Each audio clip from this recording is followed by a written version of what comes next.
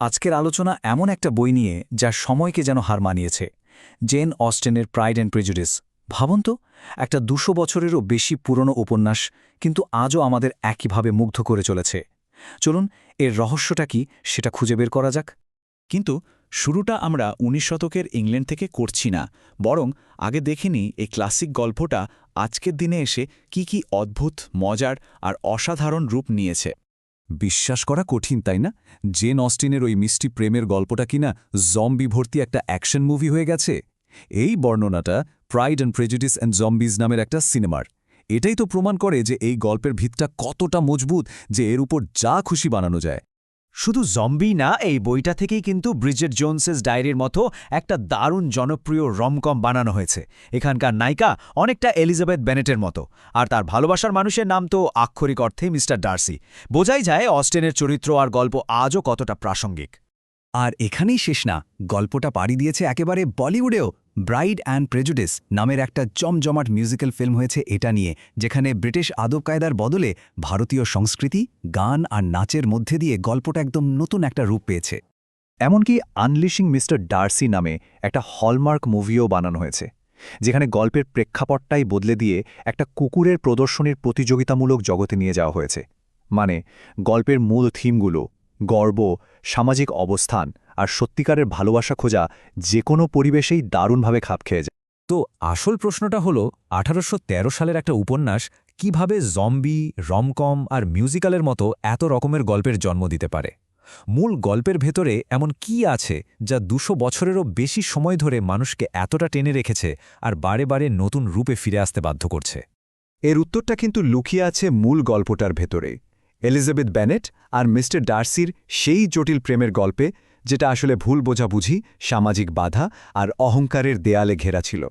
Elizabeth আর ডার্সির ভালোবাসার পথটা কিন্তু একদমই মসৃণ ছিল না। শুরুটাই হয়েছিল একটা নাচের আসরের ডার্সির করা একটা অপমান দিয়ে। এরপর এলিজাবেথ শুধু ডার্সির অহংকারী আচরণের জন্যই তাকে ফিরিয়ে দেননি, আর বিরুদ্ধে থাকা নানা অভিযোগও বিশ্বাস করে বসেছিলেন। কিন্তু ডার্সির লেখা একটা চিঠি আস্তে আস্তে সব ভুল ধারণা ভাঙতে শুরু করে। এরপর পারিবারিক কেলেঙ্কারি আর অনেক নাটকীয়তার পর দুজনেই নিজেদের ভুলটা বুঝতে পারে আর তাদের সম্পর্কটা একটা নতুন দিকে মোড় নেয়।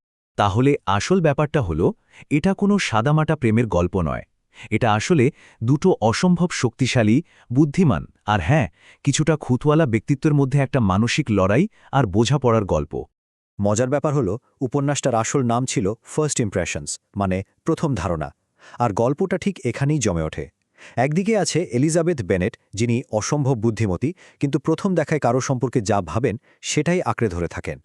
অন্যদিকে আছেন মিস্টার ডার্সি, যিনি সৎ হলেও তার অহংকারী ও চুপচাপ স্বভাবের কারণে সবাই তাকে ভুল বোঝে।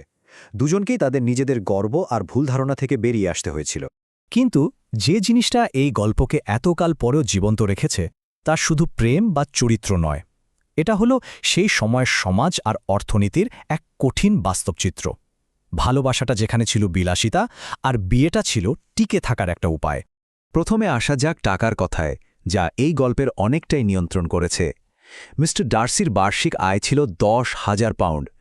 আজকের দিনের হিসাবে যা তাকে একজন কোটিপতি বানিয়ে দেয়। তিনি ছিলেন সমাজের একেবারে উপরের স্তরের মানুষ। আর তার তুলনায় বেনেট পরিবার ছিল ভদ্র মধ্যবিত্ত। তাদের বার্ষিক আয় ছিল মাত্র ২,০০০ পাউন্ড। এটা দিয়ে সম্মানজনকভাবে জীবন চললেও তাদের ভবিষ্যৎ ছিল খুবই অনিশ্চিত, আর অর্থনৈতিকভাবে তারা বেশ দুর্বল ছিল।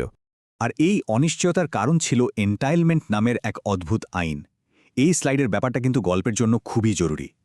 যেহেতু মিস্টার বেনেটের কোনো ছেলে ছিল না, তার মৃত্যুর পর তাদের বাড়িসহ সব সম্পত্তি আইন অনুযায়ী তাদেরই এক দূর সম্পর্কের পুরুষ আত্মীয় পেয়ে যেত। মানে তার ৫ মেয়ে রাতারাতি রাস্তায় এসে দাঁড়াত। এই স্লাইডটা দারুণভাবে দেখাচ্ছে যে সেই সমাজে বিয়ের পেছনে কত রকমের কারণ থাকত। যেমন ধরুন, এলিজাবেথের বান্ধবী শার্লট বিয়ে করেছিল শুধু টাকার নিরাপত্তার জন্য। ছোট বোন লিডিয়া বিয়ে করে তো একটা কেলেঙ্কারি বাঁধিয়ে দিল। আবার জেন আর বিংলি সম্পর্কটা ছিল একেবারে নিখাদ ভালোবাসার। কিন্তু এলিজাবেথ আর ডার্সির সম্পর্কটা ছিল সত্যি দুর্লভ, ভালোবাসা আর পারস্পরিক শ্রদ্ধার এক পারফেক্ট মেলবন্ধন। সুতরাং যখন আমরা গল্পের এই মূল ব্যাপারগুলো, প্রেম, টাকা, সামাজিক সম্মান আর ব্যক্তিগত সততা, এগুলোকে আজকের যুগের অ্যাডাপ্টেশনগুলোর সাথে মিলিয়ে দেখি, তখন এর স্থায়ী আবেদনটা একদম পরিষ্কার হয়ে যায়। এই উপন্যাসটা আধুনিক রোম্যান্সের জন্য একটা ব্লুপ্রিন্ট হয়ে গেছে, কারণ এর মূল দ্বন্দ্বগুলো, যেমন প্রথম দেখায় কাউকে বিচার করা, টাকার চিন্তা বা ভালোবাসার জন্য একজন সমান সঙ্গীকে খোঁজা, এই সবই আজও আমাদের জীবনের সঙ্গে ভীষণভাবে জড়িয়ে আছে। শত্রু থেকে প্রেমিক হওয়ার গল্প, একজন তুখোর বুদ্ধির নায়িকা আর সমাজের উঁচুনিচু ভেদাভেদ নিয়ে সমালোচনা, এই সব কিছুই একে অমর করে রেখেছে। জম্বি থেকে শুরু করে ডগ শো পর্যন্ত এই 200 বছরের পুরনো গল্পটা প্রমাণ করে দিয়েছে যে একে প্রায় যে কোনো পরিবেশে যে কোনো সময় নতুন করে বলা যেতে পারে। এর মূল আবেদনটাই এতটাই শক্তিশালী যে তা প্রজন্ম থেকে প্রজন্মান্তরে টিকে থাকে।